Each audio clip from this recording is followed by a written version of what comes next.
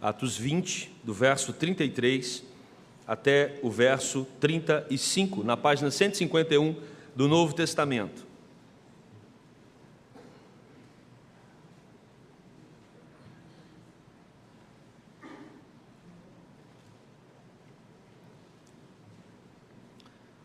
Diz assim a palavra de Deus: de ninguém cobicei prata, nem ouro, nem vestes. Vós mesmos sabeis que estas mãos serviram para o que me era necessário, a mim e aos que estavam comigo. Tenho-vos mostrado em tudo que, trabalhando assim, é mister socorrer os necessitados e recordar as palavras do próprio Senhor Jesus: mais bem-aventurado é dar que receber. Amém. Vamos orar. Pai, fale ao nosso coração por meio da Tua palavra. Ilumina as nossas mentes. Nos ajude a entender a Tua vontade. Oramos assim no nome de Jesus, o nosso Senhor e Salvador. Amém. Irmãos, eu quero pedir licença para usar uma introdução hoje pessoal. E também um agradecimento. Já há muito tempo eu trabalho com adolescentes e jovens. Deus colocou isso no meu coração. Desde quando eu sou adolescente. O Acamupa, que vai ter agora em julho, já tem há alguns anos aqui no Rio. Em Goiás já tem 27 anos. Começou quando eu tinha 15. Nós começamos o Acamupa e foi muito legal. A gente estava na sala do conselheiro, do nosso conselheiro de UPA, e a gente conversando a respeito do tanto que acampamento que adulto faz é chato. Né? O adulto ele não consegue pegar... A gente falava isso na época, hoje eu penso completamente diferente. Ele não consegue entender algo, ele perde a gente por pouca coisa, sabe? Era isso que eu tinha. O adulto, quando ele organizava acampamento para a gente, por coisa muito pequena, eles perdiam o nosso coração. Então, nós éramos um grupo de adolescentes, líderes, e a gente falou, deixa a gente organizar um acampamento. E o conselheiro se arriscou. Falou, tá bom, eu só vou tirar os excessos. Tirou tudo. E na verdade ele foi muito especial nesse momento, porque nós fizemos um acampamento do jeito que a gente queria, e daí nasceu o Acamupa, que já está um tempão na estrada, né? E a gente quer manter isso no Acamupa, tentar entender como que o adolescente pensa, o que ele pensa, de que forma nós conseguimos o atrair. Isso é um desafio para a igreja, ainda mais agora, que as gerações mudam de maneira tão intensa. Você conversa hoje com um adolescente, às vezes um jovem de 23, 24, 25 anos, acha que entende a cabeça do adolescente, e eles já percebem, os nossos jovens já falaram isso para mim, quando eles olham para os meninos de 12, 13, 14 anos, eles sentem um gap enorme, uma distância enorme, porque está tudo mudando muito rápido. Se você olha na Bíblia, as gerações demoravam 40 anos para mudar, uma geração para outra. Os estudos mostram que agora menos de 10 anos, você já perde o contato com uma geração. Então nós temos um grande desafio. E eu me lembro, assim que cheguei na Gávea, pensei, eu quero procurar um lugar para estudar a respeito de juventude. E eu me deparei com uma realidade. Você tem pouquíssimos centros no Brasil onde se desenvolve pensamento a respeito de adolescente e jovem. Você pensa no instituto, aqui, nós temos um grupo, depois você me fala após o culto, se você sabe de algum lugar onde existe uma pós-graduação, alguma coisa para estudar adolescente e jovem. E aí eu fui atrás, procurei, encontrei a PUC de Brasília, um curso à distância, e fiz a minha inscrição. Teve o curso? Não. Por quê? Ninguém quis fazer. Não teve aluno suficiente. E aí, eu sempre fiquei com isso no coração, um desejo muito grande de pensar a juventude e a adolescência, até que, há 2 anos e meio atrás, eu conversando com um professor aqui da PUC, que era membro da nossa igreja, Samuel, eu falei, Samuel, eu queria estudar psicologia, fazer o meu mestrado, já tenho o curso de psicologia, queria fazer mestrado nessa área. Aí ele falou, olha, eu tenho uma pesquisa na PUC, se você se interessar por ela, você pode participar do processo seletivo. Eu falei, ok, qual é a pesquisa que você tem na PUC? Ele respondeu, sobre jovens. Sobre jovens e o materialismo dos jovens. Aí eu falei, isso é de Deus, mais ainda de Deus vai ser se eu conseguir passar no processo seletivo. E aí, graças a Deus, consegui passar no processo. Antes de passar no processo seletivo, recebi uma informação, o Samuel vira para mim e fala, olha, a gente estava caminhando nessa direção, mas eu acabei de receber um convite para ir para Porto, ser professor na Universidade do Porto, então Deus te abençoe. Eu, como Deus me abençoe? Fiquei sem alguém para orientar. E aí ele me apresentou uma outra professora, a professora Luciana, e ela se dispôs a orientar o meu projeto, e aí eu comecei há 2 anos e meio atrás estudar a respeito de materialismo nos jovens. Foi um estudo muito interessante. Eu estou aqui para agradecer a igreja, agradecer o conselho da igreja, que entendeu, não é fácil, irmãos, um conselho entender a importância de um pastor se inteirar e estudar, aprofundar um tema que é tão vigente, tão importante, tanto juventude quanto materialismo, e o nosso conselho, e eu sei que a nossa igreja também me deu total apoio nesse período. E pensando a respeito do que eu pesquisei durante esse tempo, eu resolvi falar um pouquinho com vocês a respeito desse texto de Atos, que para mim também fala sobre materialismo. Durante 2 anos nós pesquisamos 892 jovens, e observando a base teórica sobre o materialismo, talvez você está aí pensando em que materialismo eu estou falando, tem uma dupla de pesquisadores que melhor para mim definem a respeito do materialismo, e eles publicaram essa definição em 1992, Hitchens e Dawson. Eles falam que o materialismo pode ser observado em 3 perspectivas. A primeira, a tendência de julgar o próprio sucesso e o das outras pessoas, utilizando as posses materiais como critério. Isso é materialismo. É quando você julga o seu próprio sucesso e o dos outros por aquilo que a pessoa tem, aonde a pessoa mora, qual CEP que a pessoa tem, ou o grau de intelectualidade dela, ou quais os bens que a cercam. Olha o carro, olha a casa, olha isso, olha aquilo. Então, isso é materialismo, quando você julga o sucesso a partir dessas coisas. Outra perspectiva é o materialismo como a crença de que os bens materiais e a felicidade estão ligados. Eu estou feliz, eu sou feliz porque eu tenho, porque eu consigo adquirir aquilo que me traz felicidade. E eles também colocam o materialismo como a centralidade da aquisição numa vida de consumo. Adquirir é muito importante. Quando a pessoa tem a aquisição como alguma coisa central na sua vida, isso a caracteriza como materialista. Na pesquisa, nós percebemos alguns detalhes dentro dessa amostra. O primeiro detalhe é: pais materialistas vão transmitir valores materialistas para os seus filhos, muitas vezes sem perceber. Quer ver um exemplo? De que forma pais materialistas transmitem valores materialistas para os seus filhos? Quando eles acreditam que isso é uma forma de carinho. Sabe aquele papai e aquela mamãe que sempre quer recompensar o filho, quando o filho tira uma boa nota, ou quando o filho vai bem em alguma coisa na vida, algum esporte, e o pai sempre responde isso com algum presente material. Aí você diz, mas isso é só carinho, é amor, é só estimulando para que ele continue nessa jornada. Ok, muito cuidado com a dose, porque você pode, através do carinho, você pode estimular na mente do seu filho o pensamento de que quanto mais sucesso ou quanto melhor ele for, mais retorno material ele vai ter.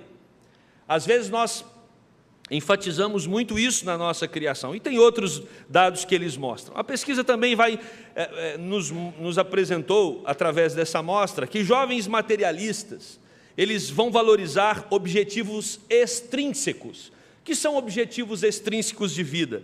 Ter um bom emprego, que pague bem, e ter posses. Também ter boa aparência, ser atraente para os outros, ser conhecido e admirado por causa das coisas que possui. Isso é que caracteriza os objetivos extrínsecos. E algumas coisas nos chamam a atenção. Quer ver um dado interessante? Quando você olha, a pesquisa, ela foi com o jovem, sobre o quanto ele percebia o materialismo dos pais e o quanto ele percebia o próprio materialismo. Para você ter uma ideia, os pais que pertencem à geração pós-guerra ou à década de 80, esses pais eles estão focados em bens materiais. O que demonstra status para um pai da geração chamada Baby Boomers e da geração X, que é a geração pós-guerra ali, de 45, as duas gerações aí de 45 a 80. Quem nasceu nessa geração acredita que status, bens materialistas são os bens duráveis. Por exemplo, carro. Um jovem da década de 80, o sonho dele era ter um carro. Uma casa. Casa é sinal de segurança. Alguém que adquire a sua casa fala, ufa, eu já tenho a minha casa. Essa geração nova, geração chamada geração Y, que nasceu depois da década de 90, eles não querem saber de nada disso. O sonho deles não é tanto o carro, o sonho deles não é ter um apartamento próprio, o sonho deles é adquirir experiência, eles querem viajar. Se você fala assim, olha filho, você tem tanto aqui que dá para você comprar uma moto, ou dá para você conhecer a Argentina, o que ele vai preferir? Conhecer a Argentina? Não, vai querer moto não. Ir para a Argentina de moto, pode ser.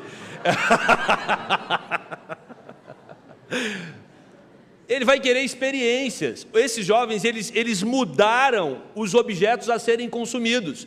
Porém, meus amados, não mudou o conceito de materialismo. Eles continuam usando bens materiais como forma de status, ok? Eu não tenho carro, mas eu fiz tal viagem. Eu não tenho carro, mas eu tenho tal aparelho telefônico que custou o preço do carro. Então você percebe que mudou o objeto, mas não mudou o conceito de status, centralidade, felicidade, ok? E um outro dado, para a gente terminar essa parte introdutória, e também uma satisfação para a igreja a respeito da pesquisa, é que a pesquisa revelou que isso independe de classe social. Às vezes nós achamos que materialismo é alguma coisa vinculada só à classe média, média alta e alta. Não, classe muito baixa, baixa, média baixa, e todas as classes são materialistas. É claro que cada um dentro do seu contexto, dentro daquilo que estabelece o status quo ali, né? Mas todas as classes sociais se demonstraram materialistas. Outro detalhe muito interessante da pesquisa é que em todas as regiões do país, nós conseguimos, graças a Deus, recolher dados de todos os estados brasileiros. Em todos eles, você tem o materialismo com a mesma média, né?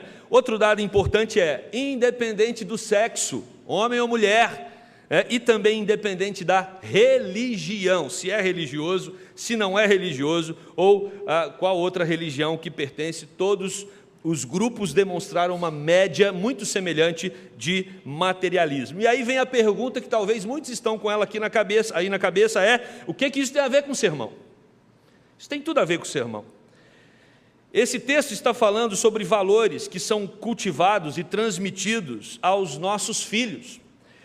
Quando observamos o contexto, o apóstolo Paulo havia permanecido em Éfeso por 3 anos, ele ficou ali discipulando aquela igreja, tratando a respeito da fé cristã, propagando o evangelho naquela cidade essa que tinha uma deusa onde tudo na cidade estava em volta dela, o mercado girava em torno da deusa Diana, toda a cidade se voltava para essa deusa, e de repente quando o apóstolo Paulo passa ali por 3 anos, ao pregar o evangelho, o número de pessoas convertendo foi tão grande que começou a cair as vendas das imagens da deusa Diana. Olha que interessante, o evangelho começa a mudar o contexto sociocultural da cidade de Éfeso. Isso leva um sujeito chamado Demétrio a reunir os ourives daquele momento, daquele tempo, daquela época, todos preocupados, porque a renda estava caindo. E aí nessa reunião, capítulo 19, no final do verso 25 e verso 26, vai nos ensinar que Demétrio diz o seguinte: senhores, sabeis que deste ofício vem a nossa prosperidade, ou seja, da produção da imagem da deusa Diana, e estáis vendo e ouvindo que não só em Éfeso, mas em quase toda a Ásia, este Paulo tem persuadido e desencaminhado muita gente, afirmando não serem deuses os que são feitos por mãos humanas. A pregação do evangelho estava causando um impacto profundo na Ásia. E aí então nós percebemos no capítulo 19 que o apóstolo Paulo tem que sair de Éfeso por causa da perseguição que começa contra ele. E ele então, no capítulo 20, nós observamos claramente, ele começa a visitar várias cidades na Ásia, e depois ele chega até Mileto, uma outra cidade, e chama os presbíteros de Éfeso para conversar. Então, o contexto do texto que nós lemos fala a respeito de uma conversa entre Paulo e os presbíteros da igreja de Éfeso.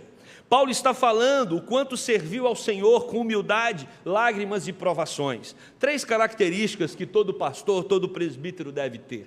Humildade, nunca achar que alguma coisa vem dele mesmo. Tudo vem do Senhor, toda a capacitação vem do Senhor. Lágrimas, a capacidade do apóstolo Paulo de sentir a dor das ovelhas, e também ele mostra que os presbíteros devem ser assim. As provações, ou seja, teremos dificuldade, não vai ser fácil o processo. E ele diz que em Jerusalém, ele vai sair dali, ele vai para Jerusalém, ele sabe que ele vai ter problema em Jerusalém por causa do Evangelho, mas aí no versículo 24 do capítulo 20, um dos textos para mim mais belos, diz o seguinte: porém, em nada considero a vida preciosa para mim mesmo, contanto que complete a minha carreira e o ministério que recebi do Senhor Jesus, para testemunhar o Evangelho da graça de Deus. O apóstolo Paulo deixa claro aqui que a vida dele só tem sentido se ele cumprir o propósito para o qual Deus o chamou. E aí então, ele vai dizer para os presbíteros no versículo 28 do capítulo 20, atendei por vós, ou seja, cuidem da vida de vocês, e também de todo o rebanho sobre o qual o Espírito Santo vos constituiu bispos para pastoreardes a igreja de Deus, a qual ele comprou com seu próprio sangue. A palavra do apóstolo Paulo para a liderança da igreja é: lembrem-se de algumas coisas. Primeira delas, vocês precisam dar testemunho.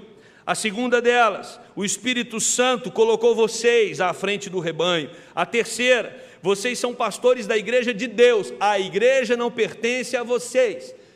Esta é uma preocupação que nós temos no nosso conselho e precisamos continuar tendo. Não estamos cuidando de algo que é nosso, nós estamos cuidando de algo que pertence a Deus.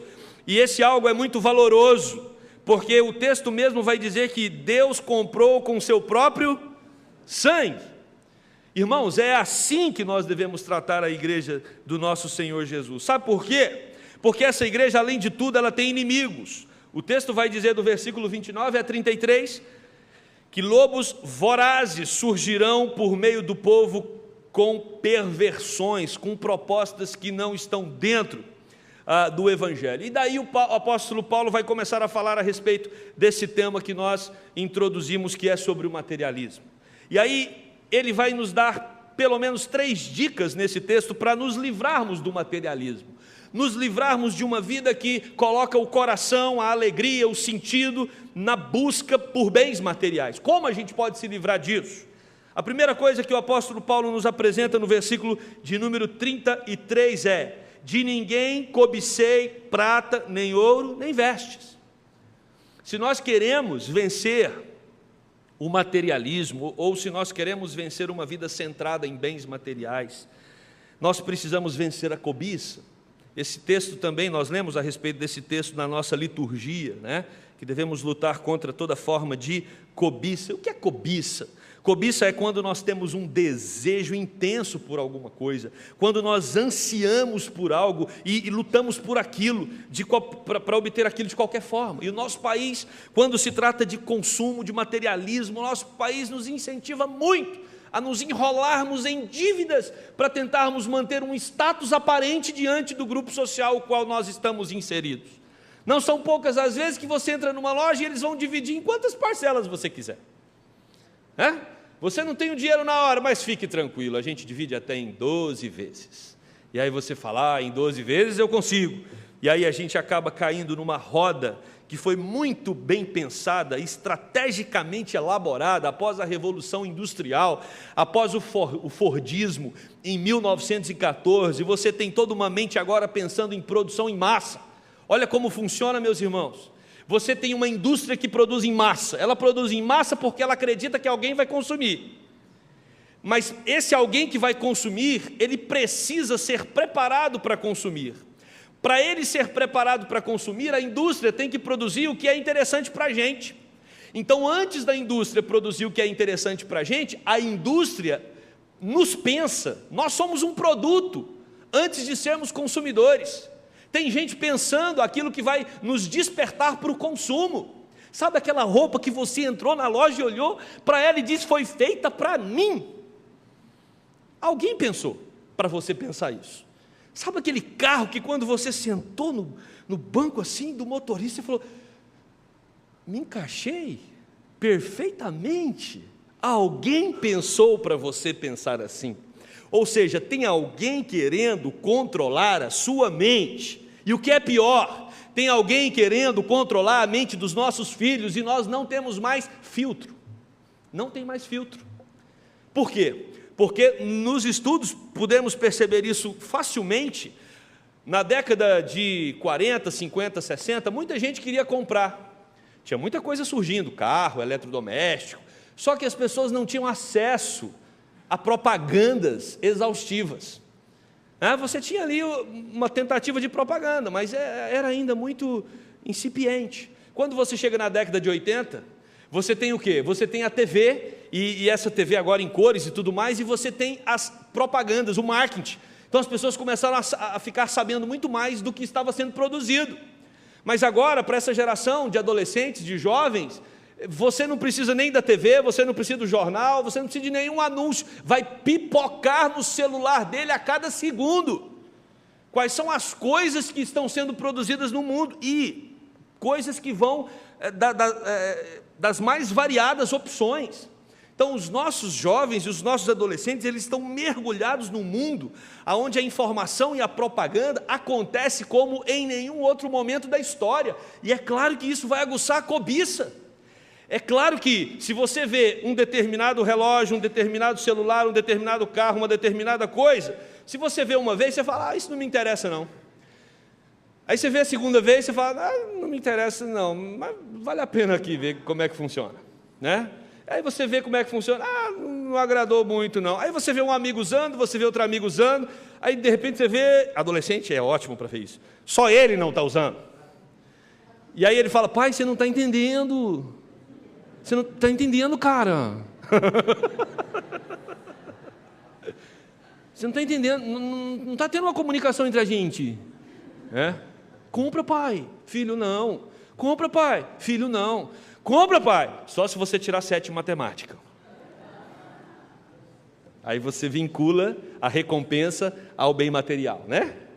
Ou seja, nós estamos expostos a despertar a cobiça o tempo todo. Nós estamos sempre nos comparando. E quando eu digo nós estamos, irmãos, eu não estou falando especificamente de você, eu estou falando de uma geração que está mergulhada num bombardeio de consumo e de opções materialistas. Nós estamos mergulhados nesse contexto. Só que o apóstolo Paulo, ele vai dizer que de ninguém nós devemos cobiçar prata, nem ouro e nem vestes. Ou seja, cada um leva e toca a sua vida de acordo com os seus valores. Nosso coração não pode cair no jogo do consumismo. O nosso coração não pode cair no jogo do materialismo. Aí você diz: pastor, então eu não posso adquirir? Você pode.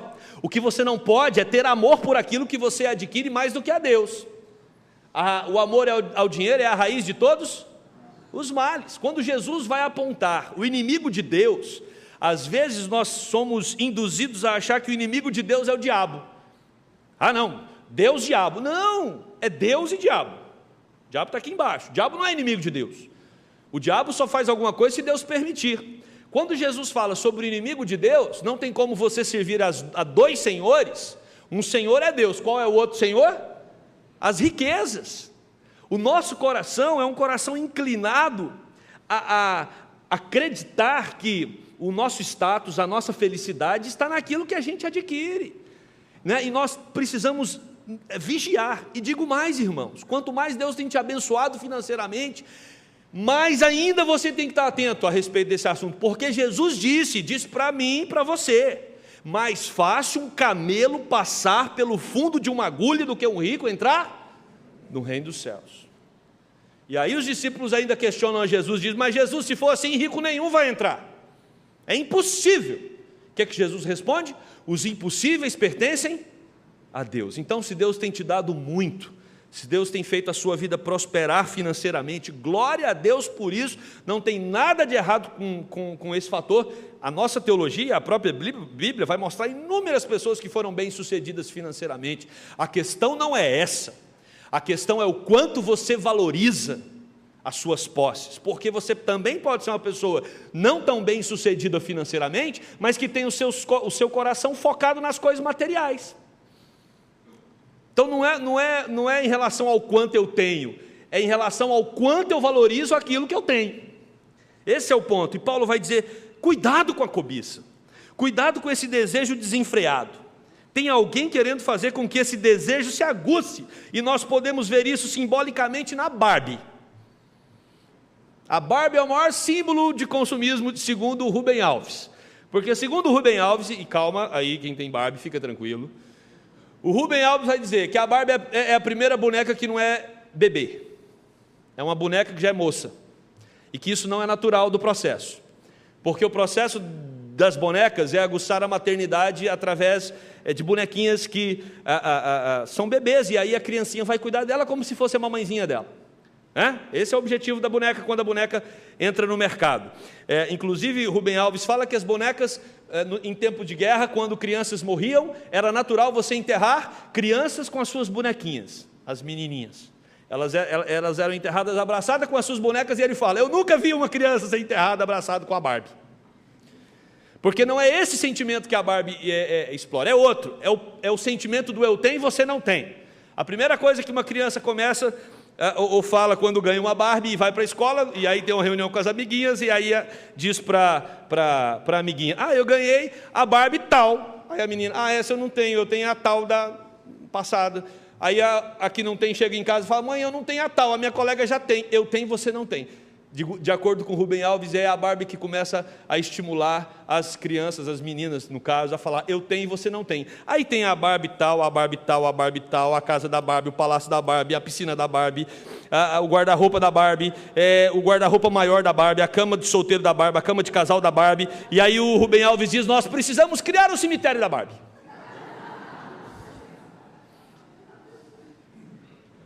O eu tenho, você não tem. O materialismo, ele acompanha esse movimento, e a cobiça também. Quando eu digo eu tenho e você não tem, eu estou disparando o gatilho da cobiça em você. Eu tenho e você não tem. E nós vivemos no meio, num contexto social que a todo momento está dizendo para mim e para você: eu tenho e você não tem, eu tenho e você não tem, eu tenho e você não tem. E aí você acha que ter vai gerar algum status melhor em você. O que Paulo está dizendo é: não caia nesse jogo, não caia no jogo da cobiça. Em segundo lugar, se nós queremos vencer o materialismo, além de combatermos a cobiça, nós precisamos trabalhar para o que é necessário.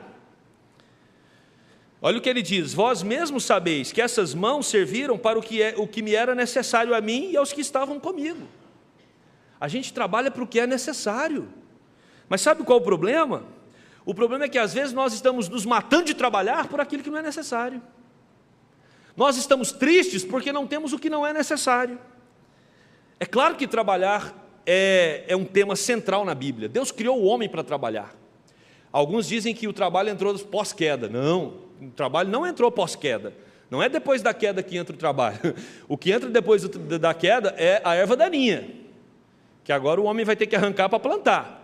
Mas o trabalho, ele começa antes da queda. O trabalho é divino, Deus trabalha. Jesus fala sobre isso: o vosso Pai Celeste trabalha até agora. Ou seja, o trabalho é de Deus. E a preguiça é anticristã, não é bíblica. Olha o que Paulo diz aos Tessalonicenses: se alguém não quer trabalhar, também não coma. Isso serve para os nossos pré-adolescentes que entraram hoje nesse culto pela primeira vez. Para os nossos adolescentes e jovens, não tem como você ter uma vida onde você vai conseguir pagar as suas contas sem trabalho. Papai e mamãe estão pagando, ok. Eu sei que tem muita gente querendo viver a adolescência até os 40, até os 50, marmanjo com 40 anos fala: pai, dá o cartão para abastecer o carro. Não é assim? Vivemos uma geração muito estranha, muito diferente das outras, mas talvez seja até a responsabilidade dos próprios pais. Eu não quero que o meu filho cresça, ele é tão bonitinho, E aí não cresce, aí vira um bebezão. Lá, com 40, 50 anos, dependendo completamente dos pais. O que o apóstolo Paulo está dizendo se você não trabalhar, você não vai ter o que comer. Então nós precisamos trabalhar, o trabalho é divino. Estude no tempo de estudar, estude o máximo possível, para que você também possa ser um bom trabalhador quando você entrar no mercado, para poder, para desenvolver aquelas habilidades que Deus deu a você. Mas nós temos que trabalhar para aquilo que é necessário. Sabe qual é o problema? Nós redefinimos o conceito do que é necessário. Pastor, necessário para mim relaxar é uma cobertura na Vieira Solto. Aí eu relaxo, eu sou muito estressado, eu trabalho muito. O nosso conceito do que é necessário pode se tornar um conceito modulado pelos padrões do ambiente que nós estamos inseridos. É pecado ter um apartamento ali? Não é pecado não, mas quando você faz disso alguma coisa central na sua vida, se torna pecado sim. Então, o que o texto está nos colocando é que nós devemos nos atentar para aquilo que Deus prometeu. Deus prometeu para você comida, não vai ver um justo mendigar o pão. Deus prometeu para você vestimenta, roupa, mas não tem que ser daquela marca. Deus não prometeu aquela marca, não está isso no contrato divino. E Deus também prometeu para nós moradia. Nós teríamos lugar, nós teríamos casa. Isso é promessa de Deus e isso Deus tem nos dado. Tudo o que passar disso é superabundante graça de Deus. É superabundante graça. É nessa perspectiva que nós temos que reler a nossa vida. Nós não podemos cair no jogo do consumismo que inverte os valores e investe alto para dizer que o supérfluo é essencial. O supérfluo não é essencial para o povo de Deus. Nós não temos que orar pedindo para que Deus caia no nosso jogo e nos dê aquilo que necessariamente não é importante para a nossa caminhada e para a nossa jornada. Deus não tem que atender às nossas necessidades para gerar status e felicidade. É isso que Tiago também vai nos ensinar. Vocês pedem e não recebem porque vocês pedem mal, para esbanjar dos vossos próprios prazeres. Então Deus não tem nos dado muita coisa, porque essas coisas podem se tornar objetos para nos distanciar dele. Esse é o cuidado que nós precisamos ter. Esse conceito materialista, ele aguça a murmuração e abafa o contentamento. E aqui você pode fazer uma pesquisa, uma autoavaliação. Você é alguém que ultimamente está reclamando mais do que não tem, ou você é alguém que tem um coração que transborda pelo que tem, de gratidão? Você está contente com o que tem, ou você está sempre reclamando pelo que não tem? Muito cuidado com isso. Deus tem nos abençoado muito, e às vezes nós estamos murmurando por coisas supérfluas, que Deus não prometeu hora nenhuma, e que não deveria ser tão central na nossa caminhada e na nossa jornada. Terceiro e último lugar, se nós queremos combater o materialismo nas nossas vidas, nós precisamos aprender a doar, a abençoar os necessitados, com alegria no coração, e não se arrastando como se fosse uma tortura. Paulo deixa isso muito bem claro aqui. Ele se mostra como exemplo, como padrão. Socorrer os necessitados é um exercício espiritual que combate a idolatria material. Paulo se fundamenta nas palavras do próprio Jesus: mais bem-aventurado é dar que receber. Isso é maturidade cristã. É quando nós nos atentamos para as pessoas que vivem em necessidade ao nosso redor, e nós temos alegria em ajudar essas pessoas. Agora, às vezes nós nos sabotamos, nós criamos tantos argumentos, nós criamos tantas armadilhas para não ajudar quem está necessitando ao nosso redor. Por quê? Porque isso vai dar trabalho. Às vezes não é só dinheiro que a pessoa está precisando, às vezes vai dar um pouquinho mais de trabalho, você vai ter que fazer alguns movimentos a mais, além de dar recursos financeiros. Por exemplo, a nossa igreja ajuda várias instituições. Você pode procurar um dos nossos diáconos e falar: eu queria saber quais são as instituições que a nossa igreja ajuda, e eu queria saber como eu posso me tornar parceiro delas, e ter alegria em ser um parceiro. E ter alegria em servir, em ajudar. Isso pode dar um pouco mais de trabalho, mas certamente isso vai abençoar outras pessoas. Toda vez que nós temos retiros, né, nós falamos aqui na frente, se você puder doar uma bolsa, né, temos agora o retiro de carnaval, já foi falado. Ter alegria em ajudar um adolescente que os pais às vezes não têm condição de enviar o filho para o acampamento. Alegria, sem ser forçado. Nós sabemos que é alguma coisa indelicada falar de dinheiro na igreja, e é chato mesmo. Nenhum pastor sério gosta muito desse negócio, né, de ficar falando sobre... Não, é você, tem que partir de você, partir de nós. Paulo está dizendo, vocês sabem que foi assim que eu vivi entre vocês, mais bem-aventurado é dar que receber. Vamos ajudar, Deus tem nos abençoado tanto, vamos abençoar outros. Essas palavras não são encontradas no Evangelho, é uma curiosidade. Se você procurar lá em Mateus, Marcos, Lucas e João, você não vai encontrar essa fala de Jesus, mais bem-aventurado é dar que receber. Mas certamente Jesus falou sobre isso, os apóstolos tinham essa mensagem muito clara na mente, e a própria vida de Jesus foi uma vida de doação. Jesus, ele veio para nos ensinar isso. O próprio Deus doou o Filho por nós, porque Deus amou ao mundo de tal maneira que Ele deu o seu único Filho, para que todo aquele que nele crê não pereça, mas tenha a vida eterna. Aprenda a doar recursos, doar o seu tempo, doar a sua atenção, aprenda a ser desprendido. Eu quero concluir esse sermão. O problema do materialismo é que ele é a causa e também a consequência de muitos desajustes psicológicos, emocionais e espirituais. Eu quero desafiar você que é pai e mãe, você que é vovô e vovó. Fique atento, para que você não queira que o seu filho seja uma pessoa de Deus, que tenha Jesus no coração, mas durante a semana você enche a vida dele de coisas que vão gerar um coração materialista. É impressionante, às vezes nós gastamos muita energia para que os nossos filhos se deem bem na vida profissional. Precisa fazer um monte de curso, precisa correr para lá e para cá. Se você fala assim, pai, mãe, eu quero marcar um discipulado com seu filho durante a semana, ele não tem agenda. Não tem agenda. Eu vou começar um trabalho agora com adolescente, vou começar com os meninos. Já estou avisando os pais. Eu quero os meninos aqui uma vez por semana, à tardezinha. Vamos ver se eles vão ter agenda. E aí, nós treinamos os nossos filhos, porque o mercado é isso, né? A escola, o propósito dela é fazer o seu filho se dar bem, o mercado todo está articulado para isso, mas quem vai cuidar da espiritualidade do seu filho? Quem vai dizer para ele que Jesus é mais importante do que esse mundo maluco que está aí fora, de valores materialistas? Nós precisamos unir as nossas forças. Para quê? Para que nós possamos ser exemplo como Paulo era, mas também para que nós possamos passar para os nossos filhos e para as futuras gerações, que nós podemos ter coisas sim, nós podemos nos dar bem financeiramente, mas o valor central da nossa vida não são as coisas, é Jesus Cristo, nosso Senhor e Salvador.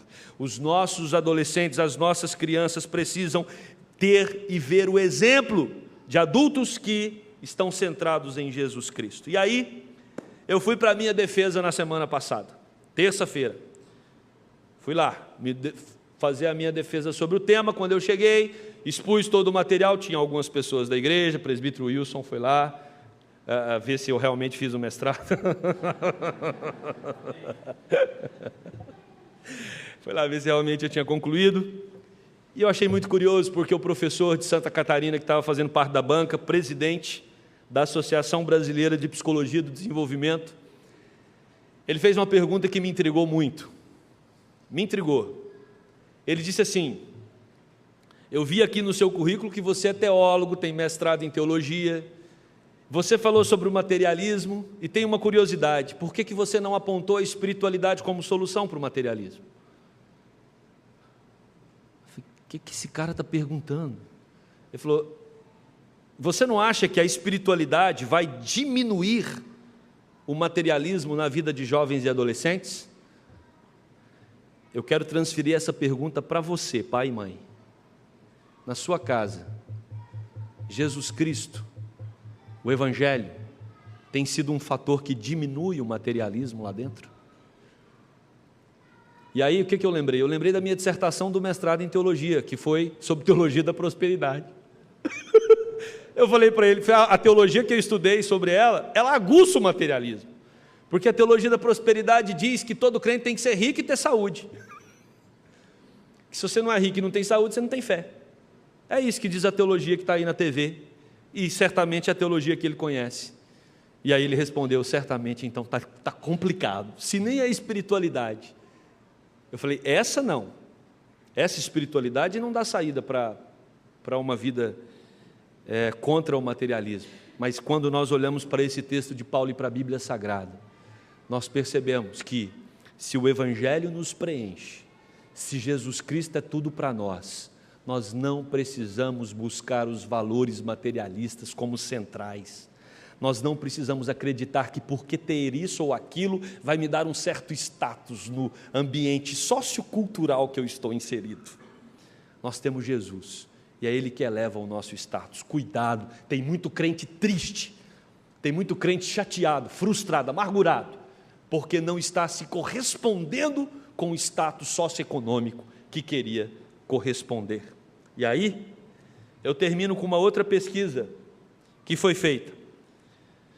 Não está falando de crente, está falando de religiosidade, com 700 pessoas aproximadamente. Esses estudos indicam que quanto maior a religiosidade, mais a pessoa compra por impulso. É só uma pesquisa, é uma pequena amostra, mas que nos mostra um dado. Que curiosidade, quanto mais religioso, mais o indivíduo compra por impulso.